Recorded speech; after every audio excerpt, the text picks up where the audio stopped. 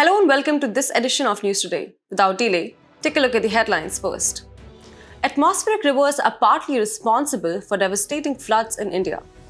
Ground-level ozone pollution is on the rise across India's major cities, says report. Google has illegal monopoly over internet search and advertising market, says US court. Quality Council of India introduces QCI Surajya recognition and ranking framework. India's renewable energy capacity increased by 165% over the last decade. Ministry of Health and Family Welfare released standard operating procedure for organ transport.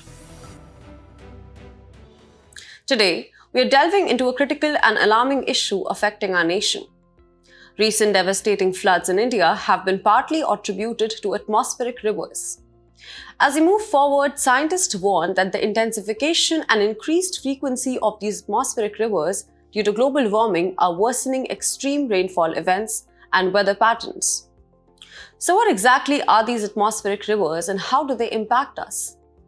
Atmospheric rivers, often referred to as flying rivers, are long, narrow regions in the atmosphere that transport most of the water vapor outside of the tropics.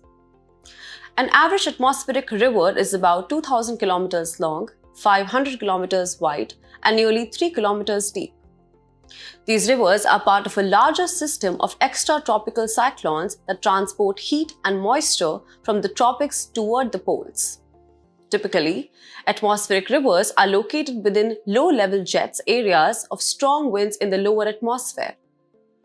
They are the largest transport mechanisms for fresh water on Earth, responsible for 90% of moisture transfer from the tropics to the poles.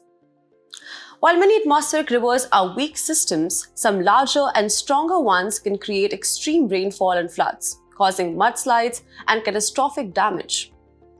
Now, let's understand the association between climate change and atmospheric rivers. With increasing temperatures, the intensity of rain events also rises due to the atmospheric's enhanced moisture retention capacity. By 2100, atmospheric rivers are predicted to become more intense globally and will be much broader and longer. This could lead to drought-like conditions by diverting rainfall away from regions that depend on it. Furthermore, atmospheric rivers will have a significant impact on India. 7 of India's 10 most severe floods during monsoon seasons between 1985 and 2020 were associated with atmospheric rivers. Additionally, the increase in fog and haze in the Indo-Gangetic plains has been linked to rising pollution and water vapor intrusion from these atmospheric rivers. Lastly, the declining snow albedo in the Hindu Kush Karakoram Himalayan mountain range as increased rainfall speeds up snow melting is another worrying consequence.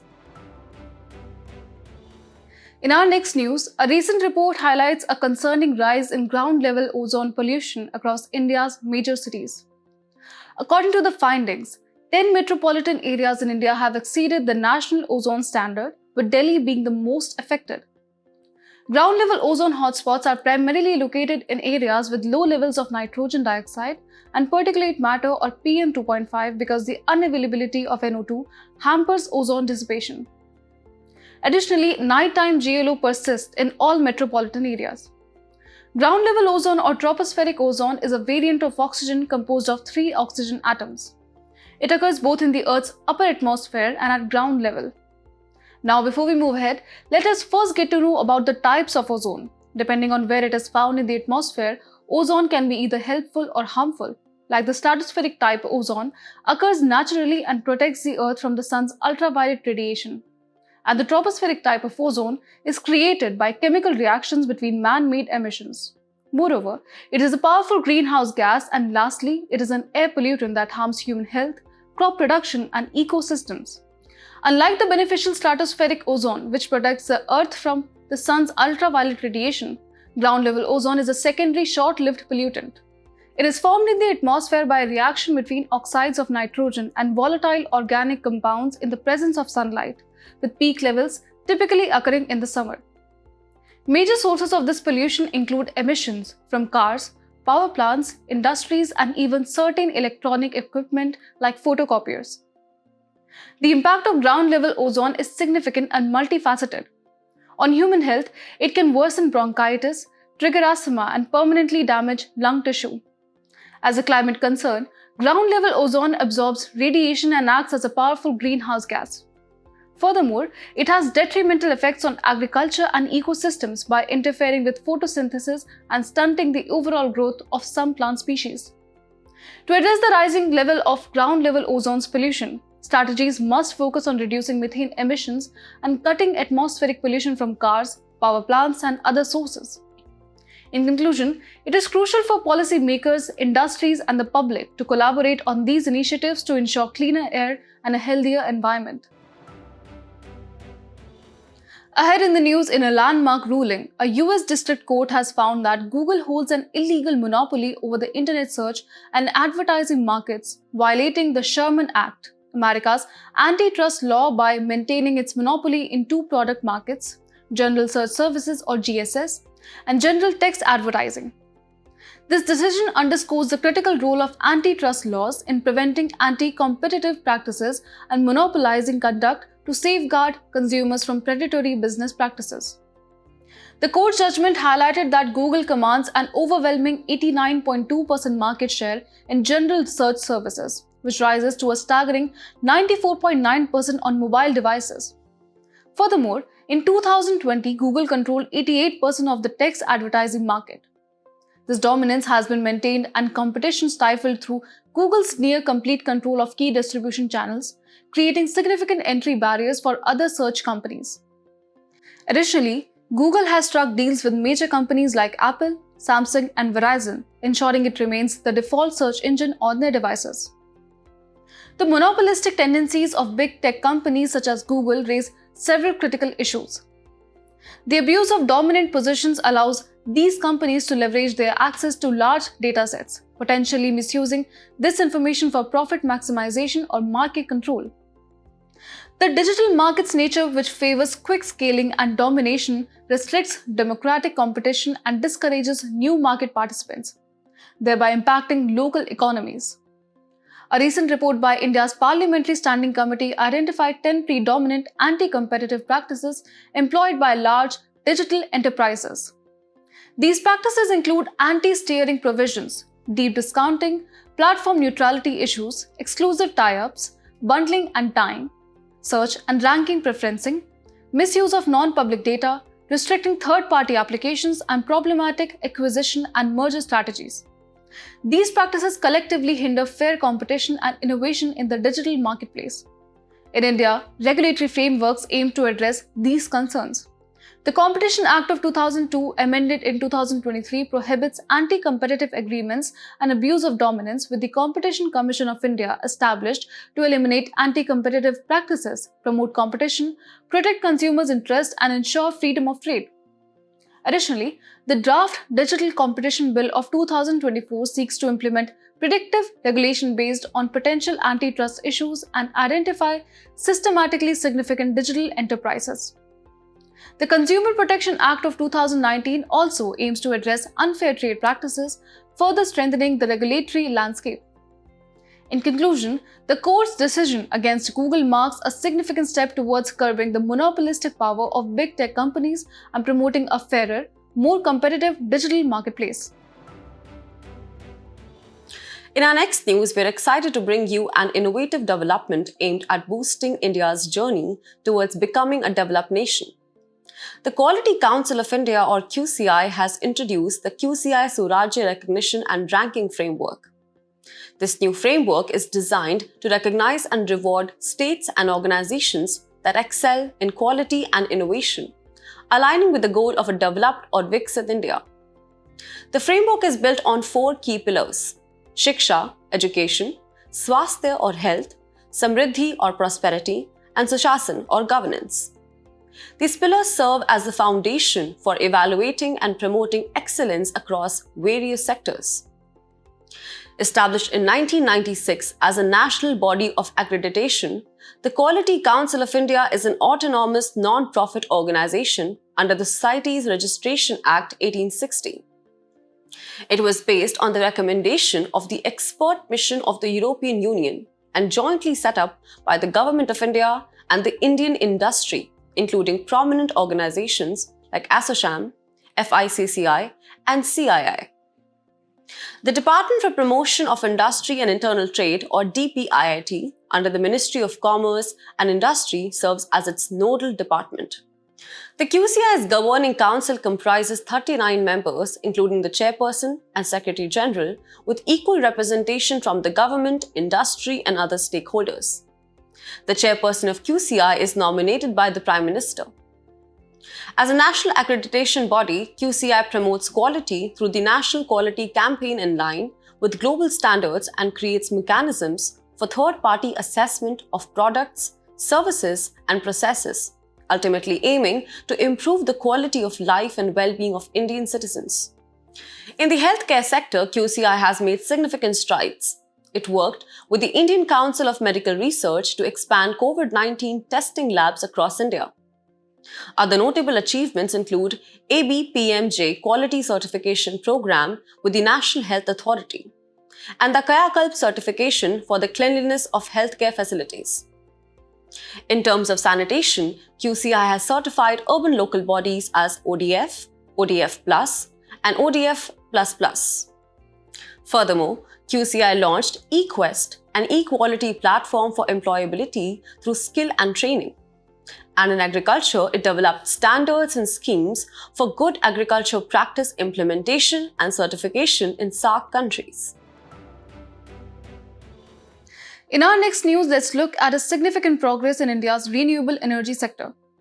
According to the Ministry of New and Renewable Energy, India's installed renewable energy capacity has surged by an impressive 165% over the past decade, rising from 76.38 gigawatts in 2014 to remarkable 203.1 gigawatts in 2024. India now ranks 4th globally in renewable energy capacity, holding the 4th position in wind power with 46.65 gigawatts and 5th in solar photovoltaic power with 85.47 gigawatts. This achievement marks a significant milestone as India surpasses 200 gigawatts of capacity from non-fossil fuel sources for the first time. Several strategic steps have facilitated this remarkable growth. India has permitted up to 100% foreign direct investment under the automatic route, providing a significant boost to the sector. Additionally, the waiver of interstate transmission system charges for solar and wind projects, green hydrogen and offshore wind projects has incentivized renewable energy investments. Dedicated programs such as PM Kusum and PM Surya Ghar Muft Bijli Yojana, alongside initiatives like the Offshore Wind Energy Lease Rules 2023 and the Green Energy Open Access Rules 2022 have further propelled this expansion. However, the journey has not been without challenges. Legacy infrastructure costs and high transmission and distribution losses have trapped DISCOMs in coal dependence, hindering renewable investments. Grid reliability and the high cost of transition as outlined in the Central Electricity Authority's draft plan pose significant hurdles. Additionally, low access to low-cost financing and the expensive limited energy storage capacity for renewable energy, which is inherently intermittent, present further challenges. Looking ahead, promoting hybrid wind and solar plants and focusing on new energy storage systems like pumped storage hydropower and batteries are crucial. These steps will enhance grid reliability and ensure a smoother transition to a more sustainable energy future. Moving ahead, we turn our focus to a prominent development in healthcare. The Ministry of Health and Family Welfare has released the Standard Operating Procedure for Organ Transport. These SOPs outline the essential guidelines and protocols for the seamless transport of organs across India. One of the key features of this new SOP is the implementation of a green corridor through a one-trigger system. The system ensures a request from the Organ Allocation Authority can initiate organ transport swiftly and efficiently. Notably, the transport of organs will be confined within Indian territory, prohibiting the export or import of organs.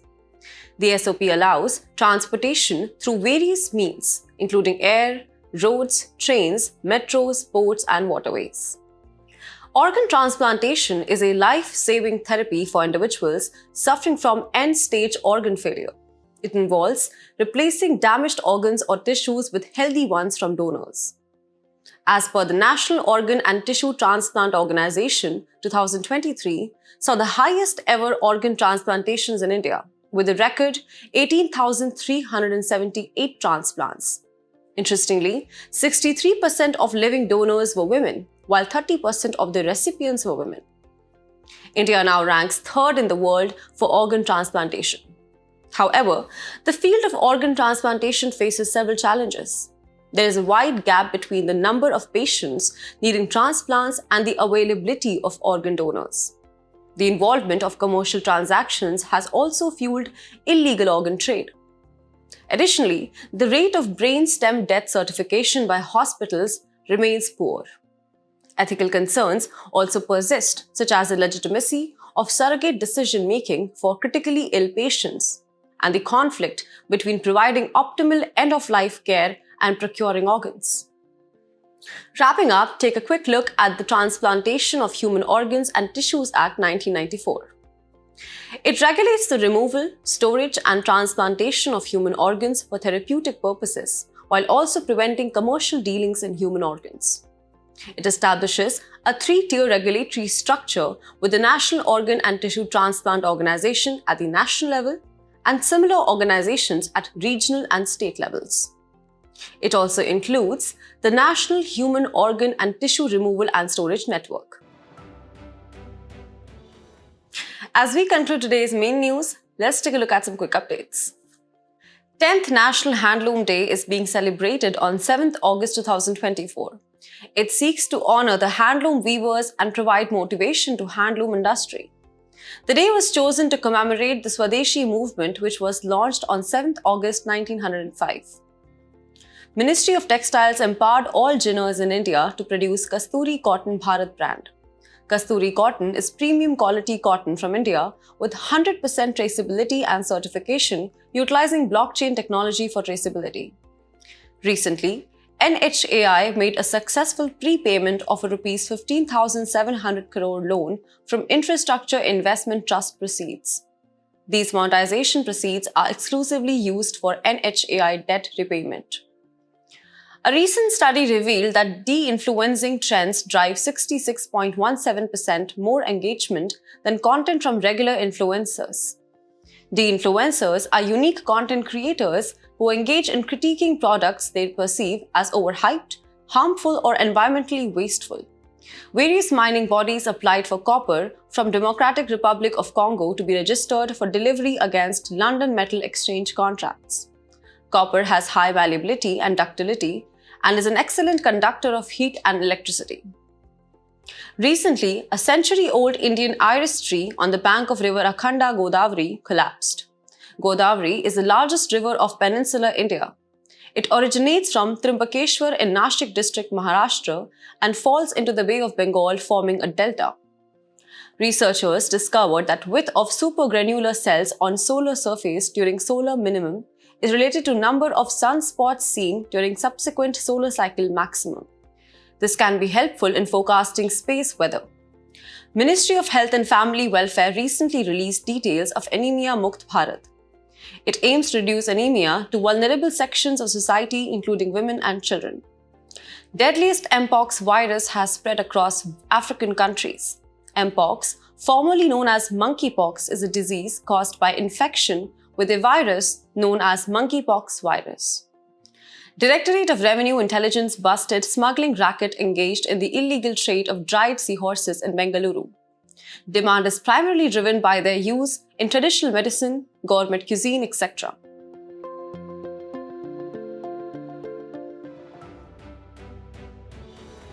Before we sign off, let's challenge your understanding in today's installment of Test Your Knowledge.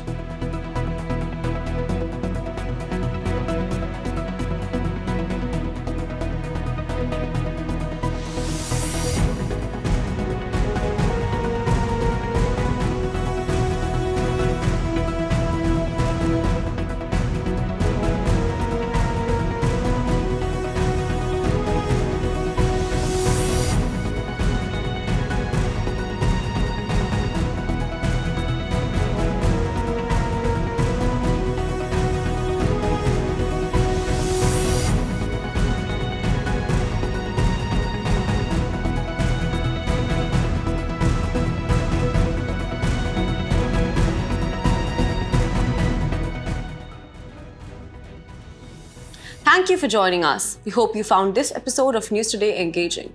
For the solutions to the quiz and to access the PDF version of News Today, remember to visit the provided links in the description below.